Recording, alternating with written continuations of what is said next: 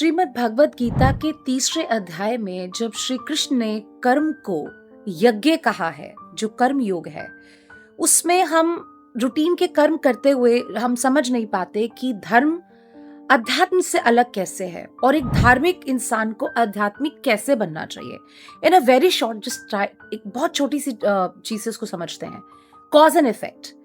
हम धार्मिक होते हैं लेकिन आध्यात्मिक हम तब होते हैं जब हम अपने कर्म के फल से डिटैच हो जाते हैं। फॉर एग्जाम्पल, आज की दुनिया के हिसाब से हम कहते हैं मैंने ये किया, मुझे मिला क्या। Cause and effect. कॉज ये कि आपने काम किया, आप समझ गए क्योंकि आप एक पॉजिटिव इंसान है, आप एक स्पिरिचुअल इंसान है, आप एक धार्मिक इंसान है कि ये डुएबल है, ये करने योग्य है।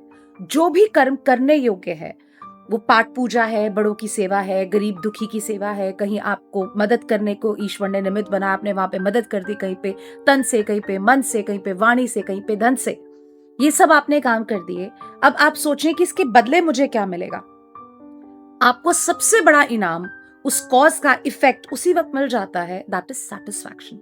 जैसे ही आप कोई अच्छा काम करके लौटते हैं या करते हैं, उस मोमेंट में होते हैं, जो फीलिंग आपको ग्रेटनेस की फील होती है, जो एक हैप्पीनेस आपको अंदरूनी फील होती है, जो एक सैटिस्फैक्शन, एक आनंद की अनुभूति होती है, ये उस कॉज का इमीडिएट इफेक्ट है। ये आपको ऑलरेडी रिवॉर्ड उसी वक्त अच्छा करने का मिल जाता है। बाकी सब जो उसके साथ आपको मिलेगा बाद में, दैट इज अ बोनस।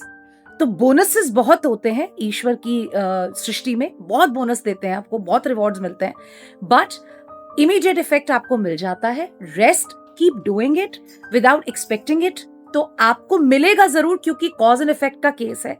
अगर कुछ कॉज हुआ है तो इफेक्ट जरूर आएगा। ईश्वर आपके किए को रखने नहीं वाले, बट आप छोड़ दीजिए कि आपको क्या मिलेगा, और आपको दो बेनिफिट्स मिलेंगे। आपको रिवॉर्ड तो मिलेगा ही मिलेगा फॉर श्योर, साथ साथ आपको मुक्ति भी मिलेगी।